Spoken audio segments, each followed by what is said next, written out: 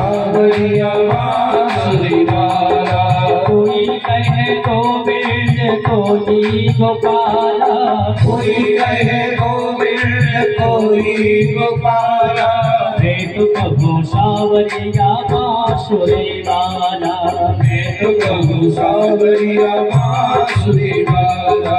गोविंदा गोपाला, गोविंदा गोपाला।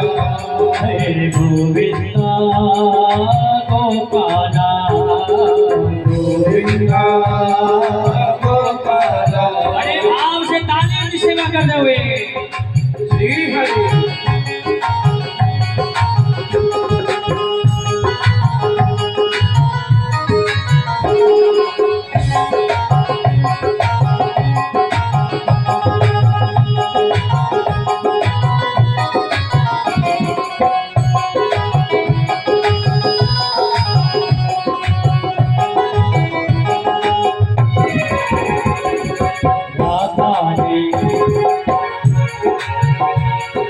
राधा ने श्याम कहा मीरा ने गिरे धरे, राधा ने श्याम कहा मीरा ने गिरे धरे। खूब जाने कृष्ण का कृष्णा ने नटवर, खूब जाने कृष्ण कहा कृष्णा ने नटवर।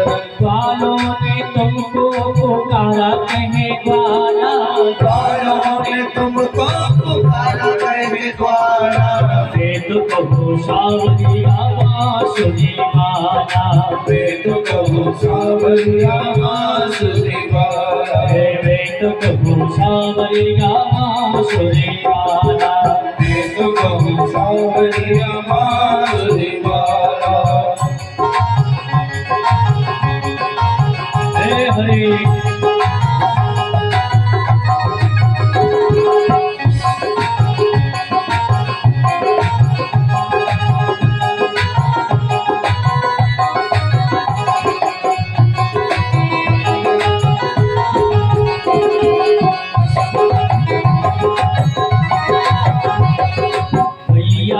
कहती है तुमको कन्हैया, भैया तो कहती है तुमको कन्हैया। और घनश्याम कहते हैं बलराम भैया, घनश्याम कहते हैं बलराम भैया।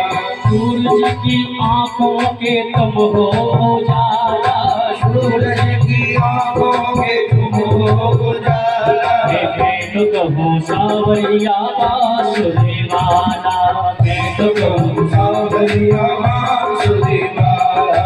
गोविंदा गोपाला, गोविंदा गोपाला।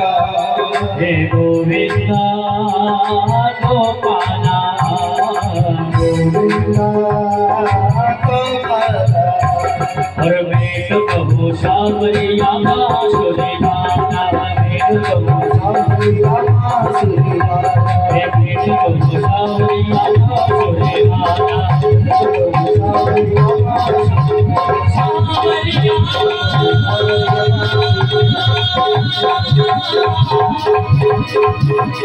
सावरिया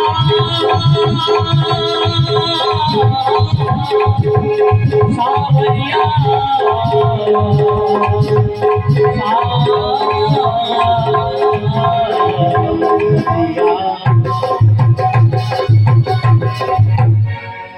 बोल भक्तवत्सल भगवान की जय।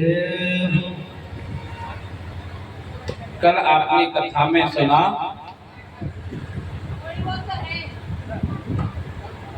कि राजा परीक्षित ने पूछा भगवान सुखदेव से, प्रभु ठाकुर जी किसको मिलते होंगे? बोले भैया तो दो चार बार नहाता होगा या ज्यादा भजन करता होगा।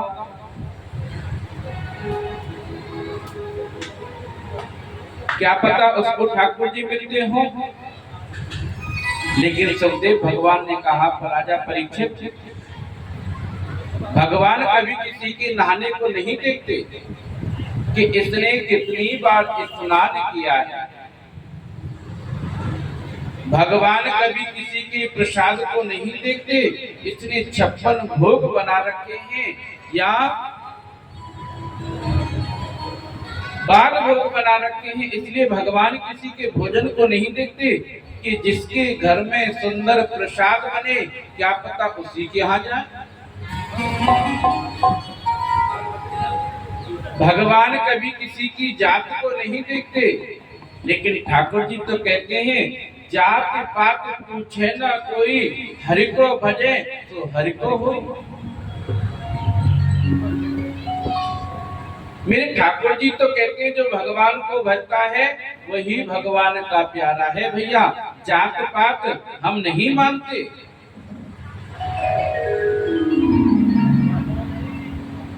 क्या पता ठाकुर जी स्वरूप को देखते हो, जिसका अच्छा स्वरूप हो उसको मिलते हो।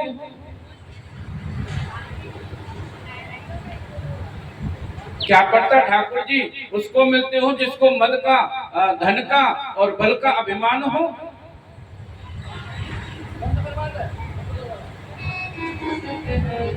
लेकिन सुखदेव भगवान बोले राजा परीक्षित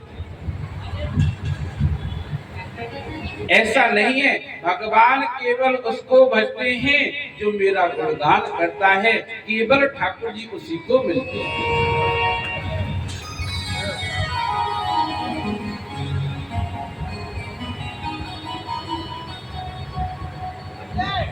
अपने भक्त को बचाने के लिए भगवान ने सुगर का रूप धारण किया। क्यों?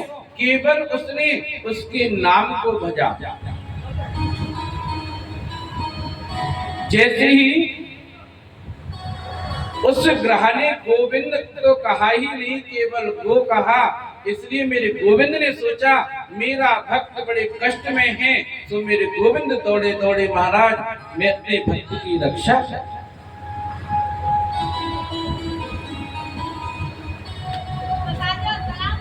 जिस मनुष्य को ज्यादा अभिमान होता है बल का, धन का, संसार का, उसको ठाकुर जी कभी नहीं मिलते। भैया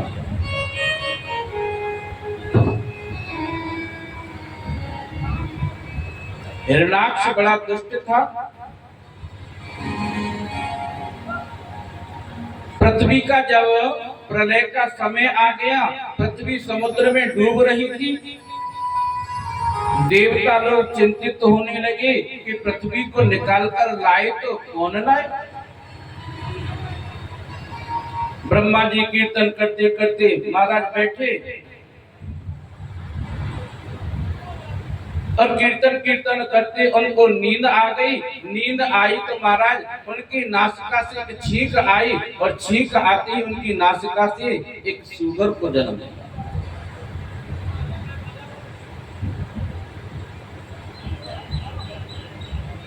समुद्र में डूबकर 12 भगवान जब अपनी दृष्टाओं पर पृथ्वी को लेकर निकालने लगे, अब पृथ्वी के डूब जाने पर जो प्रतापी लोग हैं वो आकाश में उड़ते हैं। क्योंकि प्राचीन समय के जो लोग थे ना, वो पृथ्वी पे नहीं चलते थे, वो केवल आकाश में उड़ते थे।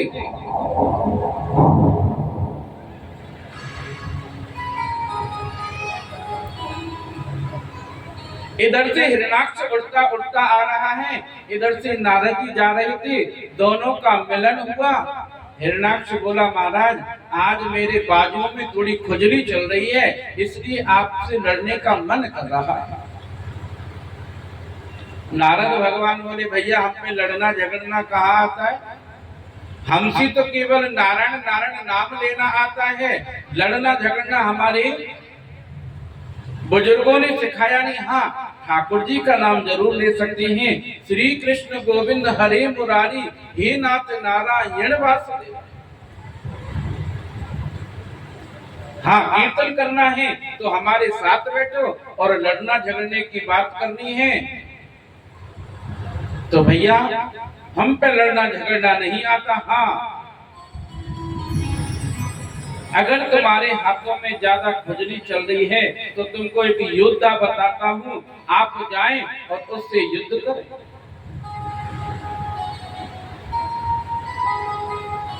तो नारद जी ने कहा ऐसा करो, सीधे समुद्र के किनारे जाओ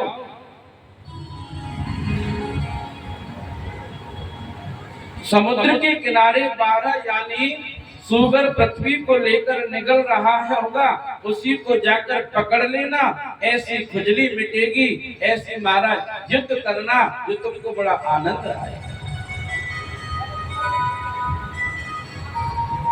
ऐसा युद्ध करना पड़ेगा जो तुमको कभी जिंदगी में युद्ध करने की जरूरत नहीं है। तुम्हारे जो बाजुओं की खुजली है ना, ऐसी मिटेगी महाराज, बड़ी संतुष्टि मिलेगी। हिरण्याक्ष ने 12 भगवान को देखा, उन्हें देख करके 12 भगवान को छेड़ने लगा और लड़ने के लिए ललकारने लगा। और दोनों में महाराज ऐसा विचित्र युद्ध छिड़ गया। मेरे 12 भगवान ने उनके मुख मंडल पर अपनी गदा का जोरदार प्रहार किया और हिरण्याक्ष का सिर धड़ से अलग हो गया। हिरण्याक्ष को मरने के बाद में महाराज देवताओं ने बड़ी सुंदर फूलों की वर्षा की। बोलिए 12 भगवान की जय हो।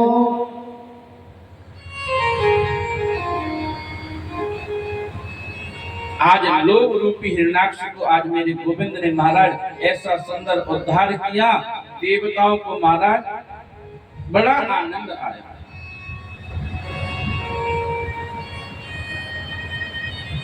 पृथ्वी ने सोचा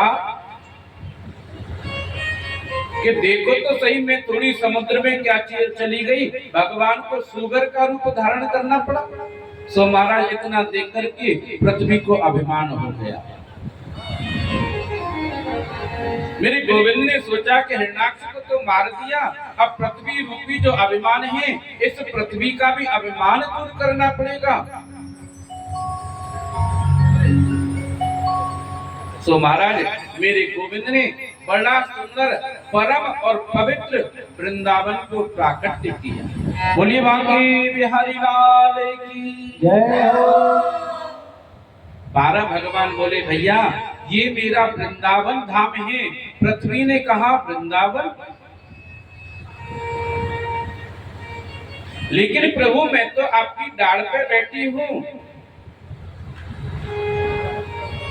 और जब मैं समुद्र में डूब गई थी तो मेरे बिना ये वृंदावन आया तो कहां से आया। सो भगवान ने बड़ी सुंदर बात कही, पृथ्वी सारी दुनिया में प्रलय आ सकती है, लेकिन मेरे वृंदावन में कभी प्रलय नहीं आ सकती। वृंदावन सज्जनों कोई तीर्थ नहीं है।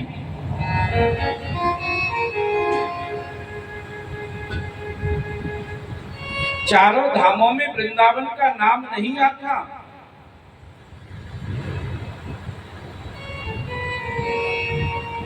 तीर्थों का राजा है प्रयाग और तीर्थों का राजा है गुरु है पुष्कर जी। इसलिए जितने बार तीर्थ हैं प्रयाग को कर देने जाते थे, लेकिन वृंदावन कभी प्रयाग को कर देने नहीं गया। कर किसको कहते हैं? जो हमारे क्षेत्र का जो राजा होता है ना, तो प्रजा जो है उसको भेंट देने जाते हैं। अब दौड़ा दौड़ा प्रयाग जो है मेरे गोविंद के पास गया, प्रभु आपने ये क्या किया? अरे आपने मुझे तीर्थों का राजा बना दिया, लेकिन ये वृंदावन कहां से आया? इसका तो राजा बनाया नहीं। तो मेरे गोविंद ने बड़ी सुंदर बात कही, प्रयाग मैंने तुझे तीर्थों का राजा बनाया है, अपने घर का राजा नहीं बनाया। वृंदावन कोई तीर्थ नहीं है, ये मेरा घर है, इसलिए तुझे घर का राजा नहीं बनाऊंगा। धन धन वृंदावन राजधानी, धर्म कर्म जहाँ बटत जेवरी, मुक्ति भरे जहाँ। इसलिए सज्जनों वृंदावन कोई तीर्थ नहीं है। आप वृंदावन को इस भौतिक आंखों से देखोगे, पिकनिक मनाने की भावना से अगर वृंदावन को देखोगे तो केवल आपको टूटे फूटे मकान दिखाई देंगे, वृंदावन दिखाई नहीं देगा। यदि आध्यात्मिक दृष्टि से वृंदावन को देखते हो, भक्ति के चश्मे से वृंदावन को देखते हो, वृंदावन को जो है महाराज कण कण में मेरे गोविंद का वास है।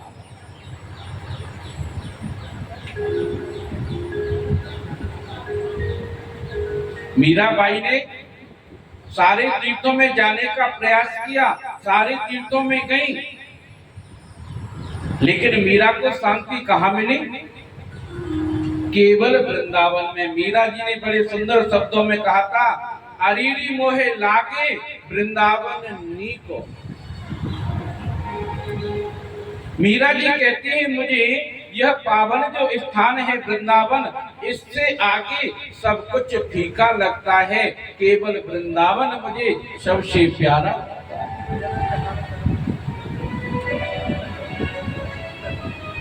हम लोग वृंदावन जाएं, वृंदावन जाने के बाद में अपने उस ब्रज की रज को मस्तक से लगा करके अपने जीवन को धन्य बनाना चाहिए, क्योंकि भैया ब्रज की रज में कण कण में मेरे गोविंद का वास है। मुरली को नाम हरि को अलीरी मोए लागे वृंदावन नी को। तो मीरा जी ने जब वृंदावन की ओर गई, वृंदावन में जाकर के बिहारी जी के दर्शन किए, तो बिहारी जी के चरणों की दास हो गई मीरा। तो कहने लगी,